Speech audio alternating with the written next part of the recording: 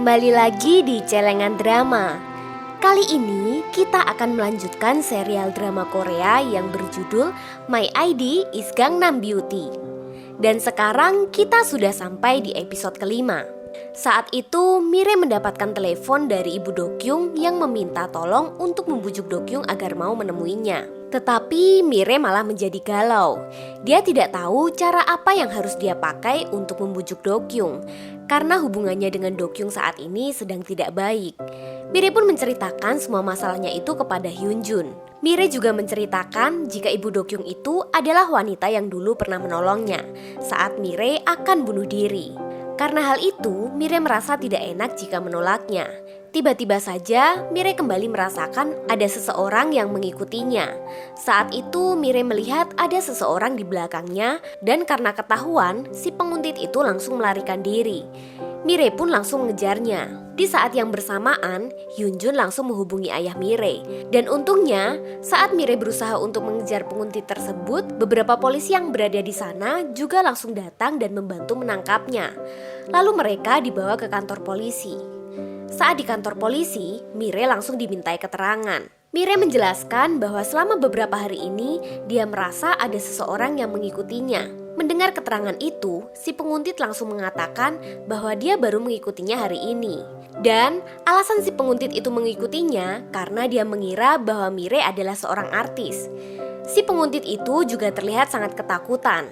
Mire yang melihatnya juga merasa kasihan dan akhirnya dia mencabut semua laporannya. Tiba-tiba saja ayah Mire datang ke kantor polisi itu, dan sang ayah langsung memarahi si penguntit tersebut. Mire yang melihat ayahnya berada di sana malah menjadi kaget. Kemudian sang ayah juga langsung dimintai keterangan oleh polisi itu. Saat itu sang ayah menjelaskan bahwa selama ini yang mengikuti Mire adalah dirinya sendiri. Sebenarnya sang ayah begitu mengkhawatirkannya, dan dia juga ingin memastikan Mire pulang dengan selamat. Polisi yang berada di sana sempat tidak mempercayainya. Kemudian polisi itu meminta identitas sang ayah, dan ternyata sang ayah berada dalam daftar pencarian orang hilang. Mire dan ayahnya menjadi kaget saat itu, dan diketahui bahwa yang melaporkannya itu adalah ibu Mire, karena sudah beberapa hari ini sang ayah tidak pulang ke rumah. Lalu pihak kepolisian langsung menghubungi ibu Mire bahwa saat ini sang ayah sudah bersama dengan putrinya. Sang ibu pun langsung bergegas menyusulnya. Setelah semua kejadian itu, sang ayah kembali mengantar Mire sampai ke kosnya. Sang ayah terlihat sangat canggung sekali sampai-sampai dia tidak mau melihat wajah anaknya. Saat berada di depan kosnya, tiba-tiba saja Hyunjun keluar dan langsung memaksa ayah Mire untuk masuk ke dalam. Tak berselang lama, saat sang ayah berada di dalam, tiba-tiba saja ibu datang dan langsung memarahinya karena sang ayah tidak pernah memberinya kabar. Saat itu sang ayah malah langsung mengajaknya keluar karena sang ayah tidak mau jika Mire melihat perdebatan mereka. Lalu Mire juga mengikutinya untuk memastikan ayah dan ibunya itu tidak bertengkar. Keesokan paginya, Mire memberanikan diri untuk bertemu dengan Dokyung di kampus. Saat itu, sikap Dokyung sudah tidak dingin lagi kepada Mire. Karena hal itu, Mire langsung mengajak Dokyung untuk pergi minum bersama. Dokyung pun juga menerima ajakannya itu. Tetapi di samping itu terlihat Sua yang sedang memperhatikan mereka dari dalam jendela. Dan dia pun menjadi semakin penasaran dengan kedekatan hubungan mereka. Kemudian Mire dan Dokyung langsung pergi ke sebuah kafe. Saat itu Dokyung juga langsung meminta maaf atas kejadiannya tempo lalu. Tetapi Mire sudah memaafkannya dan dia juga tidak marah kepada Dokyung. Lalu Mire mulai menanyakan soal ibunya. Kenapa selama ini Dokyung tidak pernah mau bertemu dengan ibunya? Karena pertanyaan itu, Dokyung menjadi kesal. Dia tidak ingin jika orang lain mencampuri urusannya. Sikap Dokyung kembali menjadi dingin. Tetapi saat itu Mire malah curiga kepadanya. Mire mengatakan bahwa sebelumnya dia pernah membohongi ayahnya agar bisa mengoperasi wajahnya. Tetapi setelah sang ayah mengetahui semuanya, sang ayah malah menjadi sangat membencinya. Sampai-sampai sang ayah tidak mau bertemu dengannya karena sebenarnya sang ayah tidak mau jika Mire melakukan operasi wajahnya. Mire sangat merasa bersalah sekali dan tanpa dia sadari, dia malah menyakiti hati ayahnya. Mire pun juga menjadi menangis saat itu. Dokyung yang mendengar curhatan Mirei itu kembali teringat dengan ibunya. Hingga larut malam, mereka berdua berada di kafe itu. Lalu Mirei kembali mengungkit masa lalunya. Mirei mengatakan jika dulu Dokyung pernah mengejeknya saat dia berada di halte bis. Tetapi Dokyung langsung membantahnya. Lalu Dokyung mulai menjelaskan yang sebenarnya. Jadi, saat berada di halte itu, sebenarnya Dokyung tersenyum karena melihat kaki Mirei yang sedang menari. Dan dia tidak melihat wajah Mirei. Dokyung juga mengatakan jika dia hanya tersenyum sekali selama di sekolah itu. Dan itu pun hanya kepada Mirei. Mendengar penjelasan itu, Mirei hanya bisa terdiam. Kemudian mereka pulang dari kafe itu. Dan karena terlalu mabuk, Mirei menjadi berjalan sempoyongan. Hingga akhirnya hampir saja tertabrak oleh mobil yang melintas. Tetapi untungnya Dokyung langsung menariknya. Sampai-sampai mereka hampir uhui. Karena hal itu, Mirei pun menjadi malu. Sesampainya di halte bis, Dokyung kembali ingin melihat Mirei menari dengan kakinya. Tetapi karena malu, jadi Mirei tidak melakukannya. Dan Mirei malah mengalihkan pembicaraannya dengan mengatakan mengapa dulu dia berkomentar tentang parfumnya. Kemudian, Dokyung kembali menjelaskan bahwa itu aroma yang paling dia benci. Karena dulu, Dokyung sering melihat ibunya memakai parfum itu di sekujur tubuhnya seperti orang gila. Dan Dokyung juga mengatakan jika dulu ibunya pergi meninggalkannya. Tetapi sebenarnya pernyataan Dokyung itu berbanding terbalik dengan apa yang dilakukan ibu Dokyung kepada Mirei. Saat itu Mirei berniat akan mengungkapkan semuanya tentang ibunya. Tetapi bis yang dia tunggu sudah datang dan Mirei pun langsung pergi meninggalkannya. Lalu, Mirei kembali menghubungi ibu Dokyung dan mengatakan bahwa dia tidak berhasil untuk membujuk Dokyung. Ibu Dokyung itu pun juga memakluminya. Sesampainya di kos, Mirei kembali teringat dengan semua perlakuan Dokyung kepadanya. Dan di sini Mirei mulai menyadari jika selama ini dia telah salah menilai Dokyung. Mirei merasa jika selama ini Dokyung selalu melindunginya. Dan sepertinya benih-benih cinta mulai tumbuh di hati Mirei. Pagi harinya, terlihat para senior sedang rapat untuk membahas festival di kampus. Mereka menunjuk Su'a, Mirei, Jihyo, dan Dokyung untuk menjadi penjaga booth di kelas kimia. Dan saat itu, Yoo-eun ditugaskan membujuk mereka.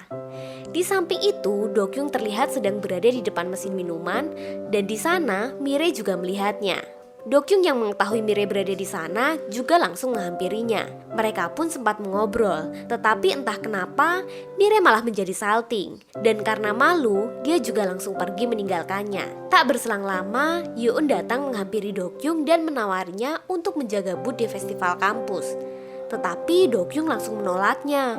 Lalu Yoo-eun kembali melanjutkan untuk bertemu dengan Su'a dan Jihyo. Saat itu mereka dengan senang hati bersedia untuk membantu menjaga booth-nya.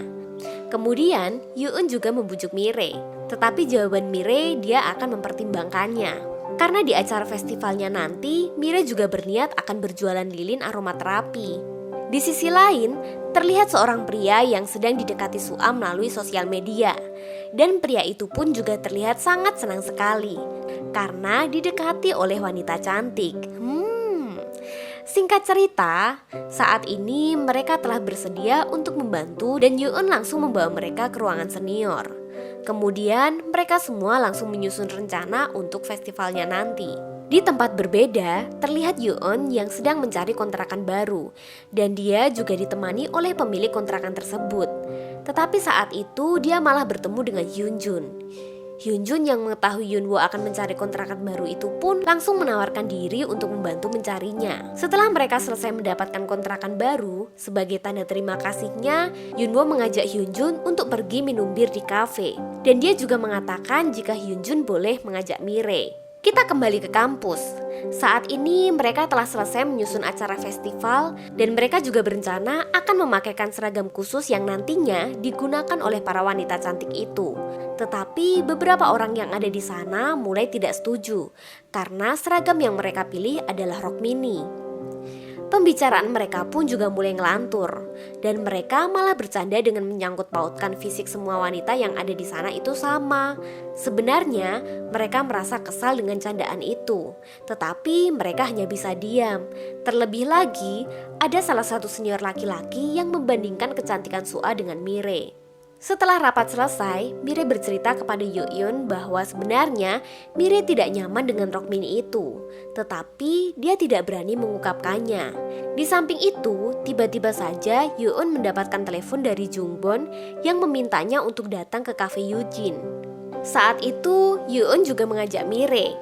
Mire pun sempat menolaknya karena dia sudah ada janji dengan Hyunjun. Tetapi saat itu, Mire juga mendapatkan telepon dari Hyunjun bahwa dia sudah bersama dengan Yunwo berada di kafe milik Eugene.